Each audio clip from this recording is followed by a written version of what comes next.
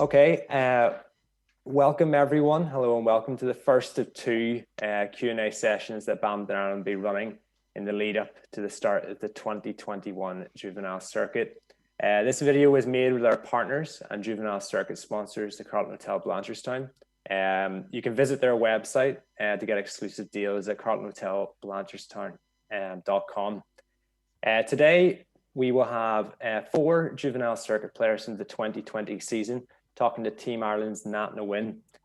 Each player will ask Nhat a minimum of 3 questions as we attempt to find out more about Nat's experience as a juvenile player. Before I introduce you to everyone, there were several changes to this year's Juvenile Circuit. So the big changes are, most notably, is that we're moving from a traditional season, which is September to May, to a calendar season, which is January to December. This means that the nationals for the juvenile events will now be held in October and November rather than February. And our first branch events will now be held in January. So Nhat is going to be our main player in focus. So Nhat is currently sitting number 25 in the race to Tokyo. He's actually, at the moment, he's in a place to actually qualify for the men's singles. So we wish him the best of luck. He's ranked number 63 in the world in the men's singles, and he is a 4-time Irish Nationals men's singles champion. As a juvenile, Nhat won 6 national juvenile titles, and you can follow him on his professional career on Instagram at Nacho Cheese. So Nhat, thank you very much for coming and being with us today. Thank you for having me. And with this, so we've got 4 panelists with us that'll be asking questions. So first of all, representing the under-19s, we'll have Daniel O'Meara. Daniel is our current under-19 nationals mixed doubles champion. At the end of the 2019-20 season, Daniel was ranked number 1 in both the under-19 boys doubles and mixed doubles.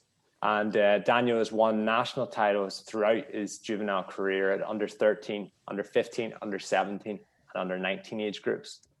Representing our under-17 age group, we've got Neasa Flynn. Neasa is our current under-17 nationals girls doubles champion. She also won in 2019 the under-15 nationals, both at the singles and girls doubles. And when she was in the under-15 category, she also won a bronze medal at the quadrangular tournament. Whenever I asked Neasa what her favorite or fondest memory was, she was telling me that it was her when she won the under-19 nationals in the girls doubles with her sister Orla on her 15th birthday, which is really nice. So Neasa, thank you for being with us today. Then under 15s, we've got Dylan Noble. Dylan, I've known for a few years now, even though he likes to always muck around with me at each event. But Dylan is our under-15 nationals champion, both at singles and boys doubles. Last year, in 2019, he also won the triple at the under-15 Irish Open, which is a great achievement. And he represented Ireland at both the under-15 level at quadrangular and the Glasgow Youth International. Whenever I asked Dylan what his fondest memory to date with badminton, he was telling me that it was whenever he was training with the Hong Kong youth team. Dylan, when you were training with the Hong Kong youth team, was that in Ireland or was that in Hong Kong? Yeah, we went over to Hong Kong with Matthew Chung. We stayed for like a month, I think. Wow, what was that like? It was extremely hot and warm, but it was a really good experience. Oh, that's quality. And then finally, our youngest participants with under 13s, we've got Nicole Joy. Nicole had a really successful year on the under 13 circuit. She won the triple at the under 13 nationals, winning the singles, girls doubles and mixed doubles in 2020. She was a gold star singles winner and doubles winner, and she started badminton at the age of 8. Now I asked Nicole what her fondest memory was, and she was telling me whenever she came back from Milton Keynes, the gold star event, she got a standing ovation from the Irish senior players. So Nicole, was Nhat one of those players that would have been there? Yeah. And what was that? He clapped the loudest. He clapped the loudest. And what was that like when you came back? It was very nice. That's good. That's great.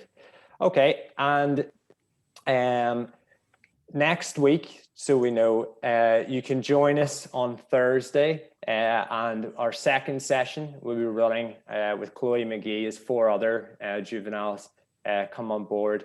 It'll be Sophia Noble, Matthew Chung, Shifa Flynn, and Jeffrey Wrong. So thank you everyone for coming and being with us today. So what we'll probably do is, Nat, you're coming to us at the moment from Denmark. So how are you getting on there, and what are you doing there at the moment? Yeah, so at the moment I'm currently in Denmark with Paul at the moment. We are practicing in a club, in my club. It's Solrod Badminton Club. So we're practicing there every night, and in the morning there's a lot of opportunities for me to practice with other, like this week I was practicing in Peter Gaeta Academy, and last week I was practicing with the 2 Dutch boys, singles boys, which is very good level of practice. So yeah, so I'm getting on very well, enjoying myself over here. So yeah, all good. That's good. And I actually saw a picture on your Instagram account last week with a certain Scott Evans by your side. Was he able to give you any tips as you try and do what he did and make the Olympics? Yeah, definitely. I practice with Scott most nights of the week. He takes training Tuesday, Thursday, and Sunday. So we chat to Scott's helping us a lot. He's the reason why that we're over here. So he helped to organize us this training block for us. So it's very grateful to have Scott and his experience to help us over here. And yeah, hopefully it can be a good experience. Yeah. And what's it like thinking, because you obviously, when you came on to the senior circuit, Scott would have been a fellow competitor with yourself. And now what's that like now with Scott being more of a mentor as a coach rather than mentor as a player? Yeah, I didn't think it was. I think it was when I started to arrive and Scott was at the end of his career. Maybe when I started to play senior levels, I think Scott has maybe retired already. So, but there was no real competition. But I think, obviously, I always looked up to Scott when I was young, a little bit younger. So there was a little bit of, and now he's kind of like my coach and a little bit mentor over here. So it is a weird feeling, but it's nice. It's nice. So definitely have great respect for Scott and his knowledge of badminton. So yeah, I respect him a lot. So it's good. Yeah. That's great. Okay, well, why don't we get started? So I might start off with Dylan if you want to get us started. Is there? Do you want to ask your first question that you want to go to? Yeah. If you were 14 again, what would you have done now that would have benefited you more now? If I was 14, good question. If I was 14, to be honest, I probably try to enjoy myself a little bit more. I think when I was 14, I all I always wanted is just to play badminton and not go to school or anything. But I probably want to enjoy myself a little more because I was so focused on just the next, what was the next tournament in the juvenile process? What was the next tournament? How am I going to get ready? How am I going to have an advantage over the other kids that are playing? So it was just, when I was 14, 15, I was very focused on in training and how to prepare myself for tournaments. I think that was one of the reasons why that separated me from the other juveniles, maybe, that I really wanted to be a good badminton player. I really wanted to win the Leinsters under 15s, Connachts, Munsters and Ulsters. So I want to win all of them. So I think but yeah, looking back, I probably should have enjoyed my weekends a little bit more and just have a little rest. But yeah, probably, yeah, that's it. Yeah, thanks. Now, would you have been, how many days a week would you have trained then? Yeah, so practicing for me was probably every weekdays, every night. And I think towards when I was going to 14, 15, I was practicing in the morning also. So it would be 5 to 6 days a week. Rest maybe Sunday, but I think we had the beach run on Sunday, so it wasn't really resting when so it was literally most days a week I was training. So it was something that I always wanted to do when I was younger, and it's still this day. I still want to practice and get better every single day, and I think that was one of the key why I was quite successful in the juvenile circuit. Yeah. And Dylan, you do the beach runs now, don't you, with Dan? Yeah. Is Dan one of the faster ones, or is Dan slowed down since Nat was doing it? I feel like he slowed down just a little bit, I think, but he's still beating most people. And are you at the front of the lead, Dylan? Not really, not all the time now. Who'd be winning in the age groups now? Maybe Scott or Vincent, one of them. And Nat, were you a speedy one on the beach?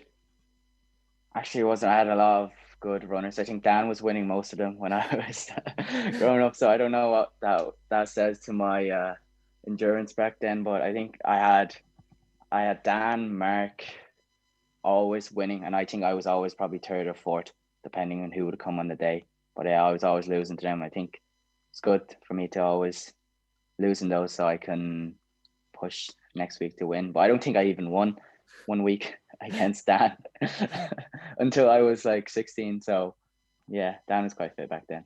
No, the thing I always see whenever I see that, it looks like it breaks down those social barriers and brings that team really close together as players. That's what I just see from the outside, but it looks great fun. Yeah. Daniel, do you want to ask one of your first questions there? Yeah. Obviously, for years now, you've been training with the high performance. What was it like when you started playing with like Chloe and Sam and all those stars? Yeah, How's well, it feel? I can actually remember the day. I think Irwan was the coach at the time, and I think it was a Monday morning. I have quite vivid memory of that. And he goes to me on Tuesday morning. I was during the summer, and he goes to me, Nat, you're coming tomorrow morning to practice with the senior guys. And I think I was maybe, I want to say 13, 14 at the time. And I was like, and I remember walking into the hall, and there was Sam hitting with Chloe, and I was like, oh my God, what's going on? It's kind of like you always want to practice with the best player in the country. So it was one of my good memories. And I started off very young at the National Centre, and I think it was very good that I got in to training with those guys. They helped me a lot. So I think that's one of the reasons why I progressed quite well during, I was 14 to 15. I was hitting with a lot better players than me. So yeah, it was a feeling that I look up to them, but also I wanted to prove myself. I wanted to show them that there's a reason why that I can practice in the morning with them. So you have to admire them, but you also have to show yourself and prove yourself in training that you're supposed to be there. You deserve to be there. Yeah. So yeah, it was a motivating experience, I'd say. Yeah. Yeah. And Daniel, have you come up against anyone in the senior nationals yet? No, well, a few years ago, it was in an exhibition. I played doubles with Nat against Paul and Amel. So that's the closest I've gotten to against any of those people. So I remember that. Yeah, it was in Nina. In Nina, yeah. Yeah, I remember that. Yeah, and the two Malaysian boys was over. Oh yeah, I remember those boys. Yeah. Yeah. How did you find that, Daniel? Oh, I mean, playing against a former European champion is just something special. Like, it's just a big honor for me. That's great. No, and one of those ones, is it, do you think that experience is going to help you into your senior career then? Oh, of course, I think so. It just kind of gives me a boost of confidence in myself and some belief. So I think, yeah, obviously playing with someone that good just really kind of helps me, And Nat, how did you find playing with Daniel at that time? Yeah, I was trying to look back here, but to be honest, I don't remember much of that exhibition. All I remember was the long drive to Nina. But I think I was a part of an exhibition before when I was younger. I think I was I can't remember who I was hitting with, but to do an exhibition with someone that you kind of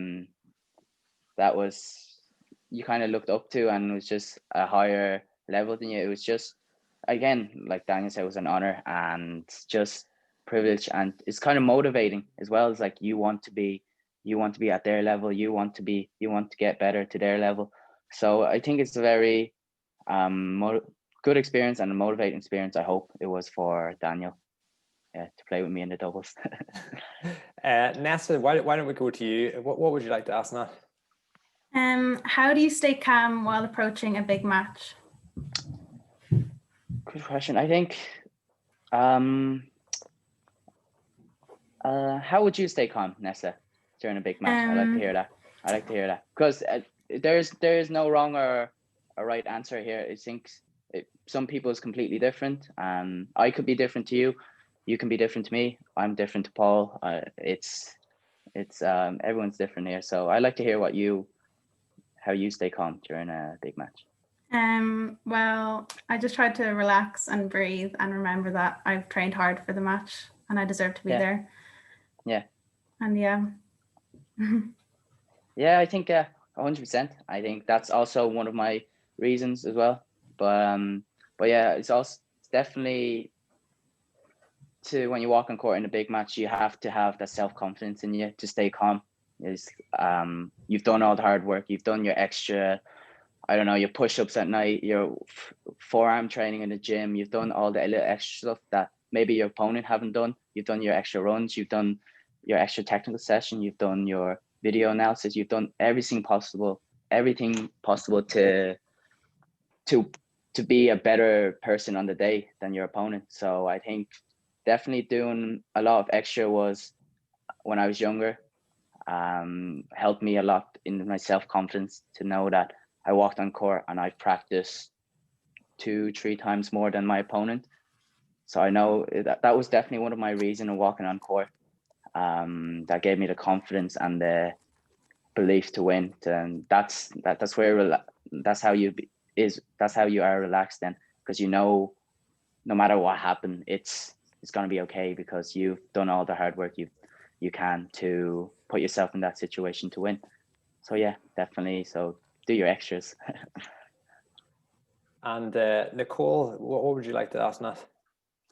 How does being a badminton player make you a better person?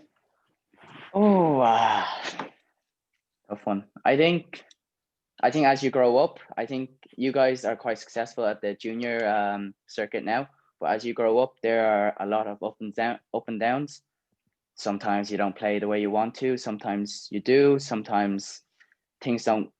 You get a bad line call. I think there's a lot of up and down in life and in badminton. So it kind of interacts. So definitely learning to be a little bit more patient and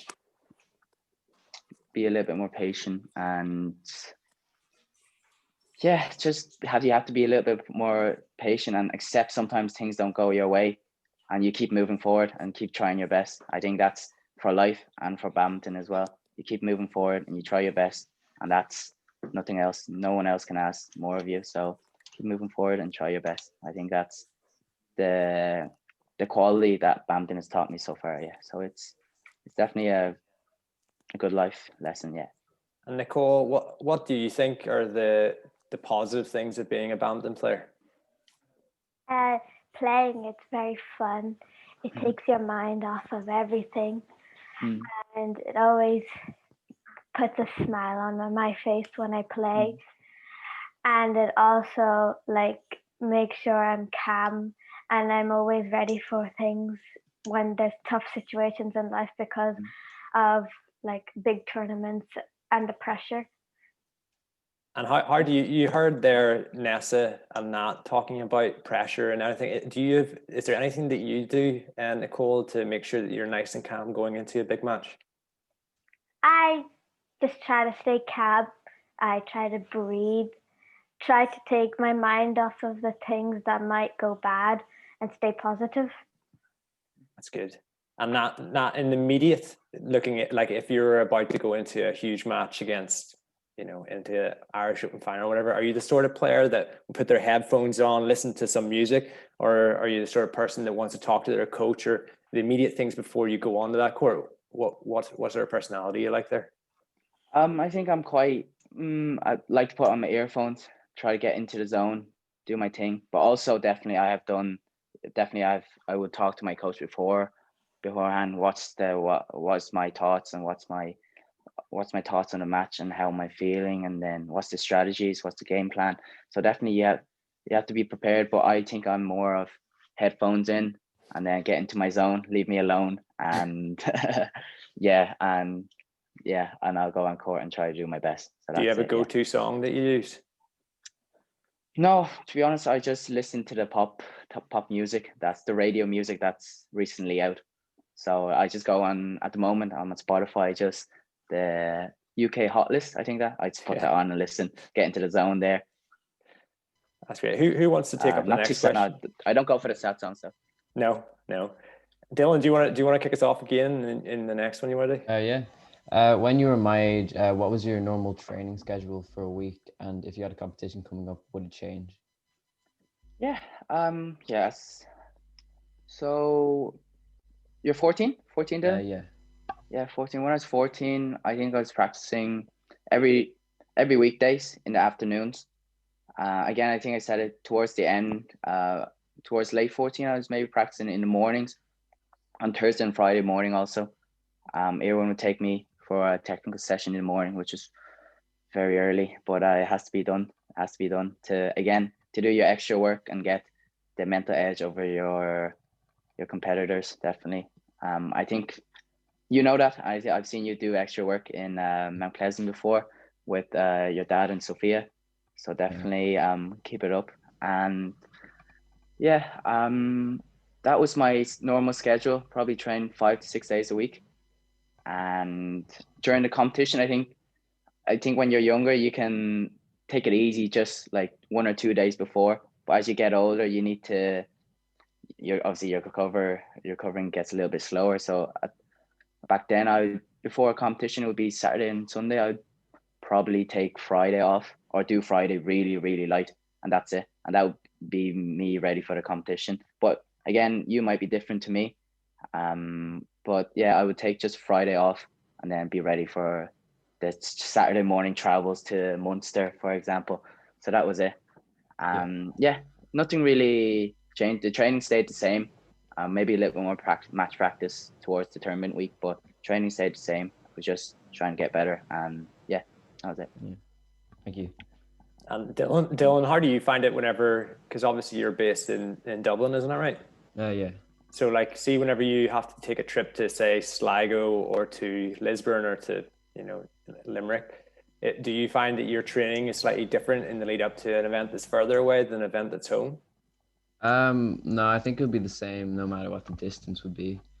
I think so. Like, it's kind of, I think they take the break on Friday, maybe sometimes Thursday. Like if it's in England or something out, like a foreign place, like I'd only take Thursday off, and then obviously I have to leave on Friday. And then, so yeah. And see, for example, we're all obviously in a COVID-19 pandemic, and we were talking about this a little bit before we went on. How have you found training whilst you're not being able to get into halls? Because I'm sure there's many people watching that are in the same situation, that they're struggling to even, keep fit at the moment. Yeah, it's definitely a lot more physical. So like it usually just be physical, and then most like a little bit of technical, because like obviously we don't have like the high roof in the house to like clear and smash and all that kind of stuff. So it's kind of net practice and like footwork. And Nat, do you have any advice then for the guys as to, in terms of like, it's obviously really difficult at the moment for them to do anything that's shuttle related. Do you have any advice for them, like whilst they're locked down in their home? Yeah, definitely. I think doing a lot of, for me during lockdown, what helped me was I did a lot of rehab. I don't know if you guys probably wouldn't have injuries, but I have little niggles. So I definitely tried to sort that out. And definitely I did a lot of video analysis and just where I can improve, where my opponents are winning most of the points, how can I get better at that? And then watching other videos of top players and in similar situation, how do they deal with it, and how do they deal with it, and how I should deal with it better. So I think definitely video analysis, and definitely having more tactical plans in my head when situation comes. So it's kind of like you're preparing for the big game that you will have in 6 months' time. If you're gonna be, let's say, 11-4 down in the third set, things aren't going your way, what are you going to do? How are you going to get back into game? And so it's definitely, I did a lot of video and tactical work of how I can, when I'm in those situations, how I can deal with it better. So definitely, I think doing video and tactical plans of what your game needs, it's a very good time to do that now. I know since you guys are still in school, but definitely having a little time to do a video every single day and to be disciplined doing it every single day is definitely a key to making you a better player. Yeah. And Daniel, do you want to hit the next question there? What coaches have had the biggest impact on your career so far in your life? What coaches have the biggest impact? I think I've had many coaches. I think, to be honest, I think all of them have a good impact. I think, yeah, it's just the way you see things. I think I had Dan as a coach when I first started. I think I first started with Karen Bing, and then I started with Dan, and then Irwan came, and then John came, and now back to Dan, and now Davis is over, and I haven't been practicing with Davis yet, but I'm looking forward to that. And also now Scott is kind of my coach and mentor over here in Denmark. So I think everyone has different attributes and different way of things, and I think you should take like the good things about the coaches that have. So I think everyone brought me good working hard every single day. John taught me how to kind of grow up and take care of myself. Dan at the start taught me all these technical skills at the net and overheads. I think Karen Bing was the same. So I think you can take every positive things from a coach. And Scott is very motivating, and also he's very knowledgeable what he says. So I think every coach has a good impact on my career so far. Yeah. Daniel, what about yourself? You've obviously must have had a fair few coaches throughout local and then also at national level. Is there anyone that stands out for yourself? Well, I suppose my own father, because obviously he used to play in the Irish senior team many years ago. So yeah, I mean, training with my father, it can be tough because, see, if I was training with Dan, I'd look at Dan and go, oh yeah, you're the coach. But sometimes I see my father and I'm like, oh yeah, you're my father, not my coach. But it can be difficult at times, but I just have to, work with it. But throughout the years, I've had like Dan at under 13. I've had Al Braden, who's a good coach as well. Kieran Chambers. But yeah, they're all good coaches. But my dad, I suppose, yeah, I look up to him a lot because of what he's achieved in his career. So yeah, I have to say my father. That's good. And Neasa, do you want to hit away at the next question there? Yeah. What is your proudest achievement? My proudest achievement so far, I think what would be most in my head is probably winning the Europeans. I think it was a long tournament, and I just think the way the whole 2 weeks, it was just everything went right. It was, I had everyone behind my court. That was a big boost. I also medaled with Paul in the bronze, and we get along very well. And it was just a special moment for me to work so hard. I think not many people knew that when I was younger. I think going to Europeans on 7, it was maybe the second tournament I was away. When I was younger, I couldn't play abroad because I didn't have an Irish passport. So when I got an Irish passport, I think it was maybe at the start of 2016. And then I traveled to the Europeans at under 17s. And it was one of my first or second tournaments away. And to win a gold and a bronze with Paul was definitely a special moment for me. Because I didn't really know what the level was traveling away. So it was just me working hard at home, doing my best every single day, doing all I can to get better. And yeah, it's just the whole preparation for it for the last 2-3 years up to that tournament. It was just people would travel away, I couldn't travel.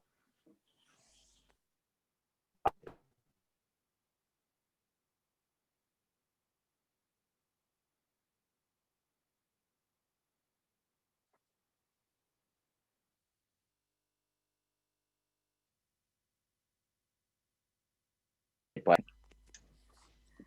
oh, I think I just froze there. Yeah. But Yeah, it's grand. Yeah. No worries. Sorry, just in case that impacted the recording at all, do you want to just say last thing I just got you there was that with yourself and Paul, and you've been training for like, there was a lot of pressure in the build up to it. What was it, the last little bit you just said? I can't remember, but I'll probably have to say it again. The last bit, I think. So, did you get the part of when I was talking about the Irish passport? Yes. Yeah. Yeah, I think, so the whole build up to it for me, it was for the last 2-3 years up onto that. I couldn't travel and see where my level was in the European circuit. So I think one of the first Europeans, one of my first or second tournament away. And yeah, with the whole build up to it, the pressure of just me wanting to prove myself, and that I was on top of the European circuit at the time. I think that was a good pressure, but I think I did well, and especially getting a medal with Paul, get along very well with him, and we shared a room. We have a lot of good times. So to walk away with a gold and bronze with Paul, also, it was a special moment. I think, that's on top of my list so far. Hopefully there'll be more, but I think that still tops it. 4 years ago, Europeans under 17. Yeah. And Nicole, do you want to ask your next question there? How do you prepare yourself for a big tournament, and what's your advice for junior players? What's my advice for junior players to prepare for a big tournament, or what's my advice in general for junior players? For preparing for big tournaments. Big tournament, I think definitely have a sit down with your coach. I think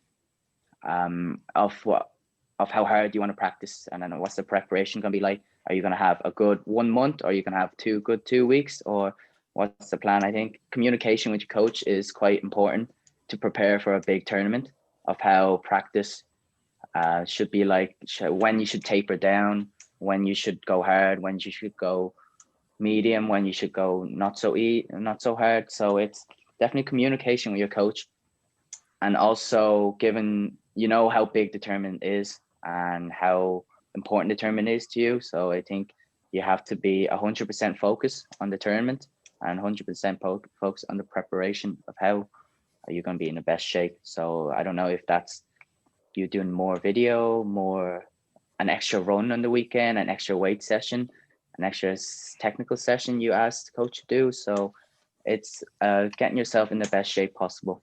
I think that's, for me, it works for me. I have to get myself in the best shape possible. I know it probably would take me to get to the best shape possible 3-4 weeks. And when I really focus down, it's diet is good. Have to take care of my diet. No fizzy drinks, no chocolate. Have to cut down on those. So more fruits, more veg, and definitely eating more clean and practicing hard but smart. Keeping injury free, and make sure you're 100% focused in practice every single day. Yeah. Okay, so we've got about 10 minutes left, so we'll run through our last, because Nat's going to have to jump away today. So we'll run through the last question for each person. So we'll start off with Dylan. What would you say separates the top juveniles from the rest of everyone else? Yeah, I think the top juveniles. Is this in Ireland or No, like in general.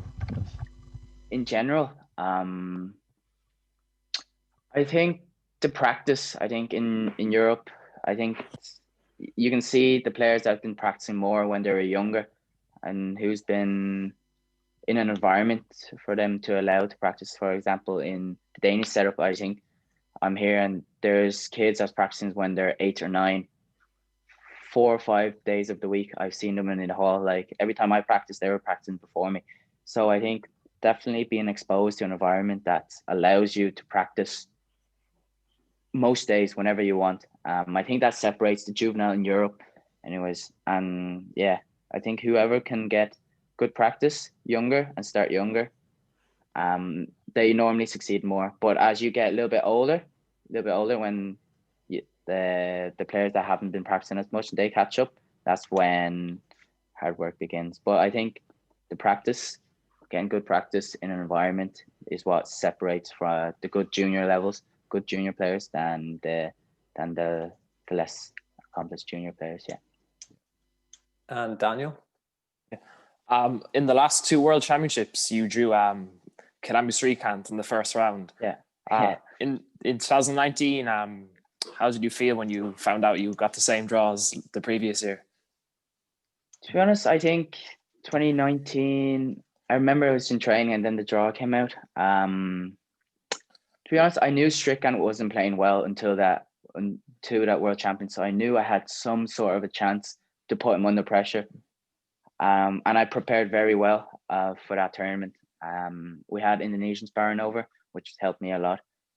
Yeah, I definitely felt that I was the underdog, definitely, but I felt I had a chance to make him feel uncomfortable, and I think I did quite well so it was 3 sets that game, so I think I was losing first, but I came back and won. I definitely think I made him feel that the uncomfortable, that feeling of that he could lose. I think I was leading in the second also. He didn't take my chances, and in the third set I went all out in the second, so it was all or nothing. So third set I really had no chance, but I took a chance to go all out in the second to win. So yeah, no regrets, but the feeling was when I got him the second time, I definitely felt that my level was better than the year before, and that I had a chance to make him just feel uncomfortable on court, and maybe that uncomfortableness could lead to some extraordinary results. But I was quite confident I could make him under pressure. Yeah. And Neasa? What advice would you give to your younger self? What advice would I give to myself? I think one big advice I would give to my young self is to listen. Yes, yeah, to listen. I think I always thought in my head I kind of knew everything when I was younger, and I knew everything. I knew more than this. I knew more than coach. I knew more than players or something. I think you can always learn something from anyone. To listen, it doesn't take much to listen. So I think to listen would be the most important thing for me to tell myself. When I was younger, I was I wouldn't say arrogant. When I was younger, I was confident, but I say to listen and to learn from more people, to listen to their advice and to listen to anything they have to say about my game. I would listen more. So that's what I'm trying to do more these days. But to listen when you're younger and to learn as much as possible. And also one big thing as well I think is to ask questions and to be curious. I think I was a little bit shy also when I was younger. I was scared to asking. I think maybe when I went into practice the National Centre when I was 13, 14, I think I wish I had asked Sam or Chloe about their experiences or how they do things more. I think I'd start asking them more when I was maybe 16, 17. But I think it's a very good idea, good opportunity for you guys to see Davis in training, to see Sam and Chloe, and you definitely, I think you should ask them as many questions. I know it might seem you might think that you're being annoying, but I think and if you came up to me and asked me a question, I think I would happily help you. So I think you just have to have that little bit of confidence to ask questions, to be curious, and to learn more, and just the more questions you ask, maybe you can learn a thing or two, and that could, can bring you to a next level. So yeah, to listen and to ask questions. Yeah. And Nat, do you have any advice to them just in terms of, obviously, this generation is going to have a lot more immediate media around them in terms of whether it be myself interviewing them after events, or whether it be at their local branches or whatever, because it's obviously a lot easier to do this stuff now than when you were a juvenile. Do you have any advice for them in terms of in terms of that? Yeah, I think the one thing that helped me was I just tried to be myself. I didn't want to be anybody else. I didn't want to copy anybody. I just tried to be myself in the media. And so I think if you be yourself and just be comfortable with yourself, I think you will come out as okay in the media. So just be yourself and take it easy, and don't be too shy to talk on camera, but just definitely be yourself, and definitely don't say anything bad in anything in interviews, but definitely be yourself. And yeah, be yourself would be my number one rule. Yeah, media. And Nicole, do you want to finish us off there? Okay. Who inspired you as a child to be a badminton player?